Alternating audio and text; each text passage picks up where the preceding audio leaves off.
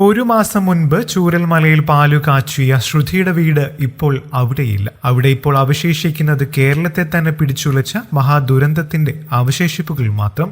ഉരുൾപൊട്ടലിൽ ഒലിച്ചുപോയ അച്ഛനും അമ്മയും ജീവനോടെയുണ്ടോ എന്ന് പോലും ശ്രുതിക്കറിയില്ല.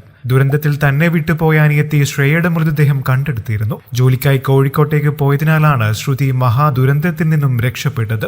ചൂരൽമലയിലെ തുന്നൽ തൊഴിലാളിയാണ് ശ്രുതിയുടെ അച്ഛൻ ശരവണൻ. ശ്രുതി, ശ്രേയ എന്നീ 2 പെൺമക്കളാണ് ശരവണൻ സബിത ദമ്പതിമാർക്കുള്ളത്.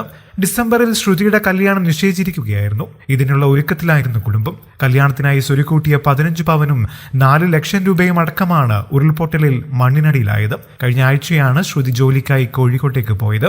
തിരച്ചിലിനിടയിലാണ് കൽപ്പറ്റ NMSA ഗവൺമെന്റ് കോളേജിലെ 2ാം വർഷ വിദ്യാർത്ഥിയായ ശ്രേയയുടെ മൃതദേഹം കിട്ടിയത്. അച്ഛൻ ശിവണ്ണനും അമ്മ സബിതയ്ക്കുമായുള്ള തിരച്ചിൽ തുടരുകയാണ്. കൂട്ടുകാരെ പോലെയായിരുന്നു അച്ഛനും അമ്മയും മക്കളും. മക്കളെ പഠിപ്പിച്ച് നല്ല നിലയിൽ വളർത്താൻ അച്ഛൻ തുന്നൽ പണിക്കൊപ്പം കൽപ്പനയും എടുത്തു. അനിയത്തിയെ മരണം കൊണ്ടുപോയി. ഞാൻ എങ്ങനെയാണ് അവളെ ആശ്വസിപ്പിക്കേണ്ടത്? ശ്രുതിയുടെ പ്രതിശ്രുത വരൻ ജെൻസന്റെ വാക്കുകൾ ഇടറി.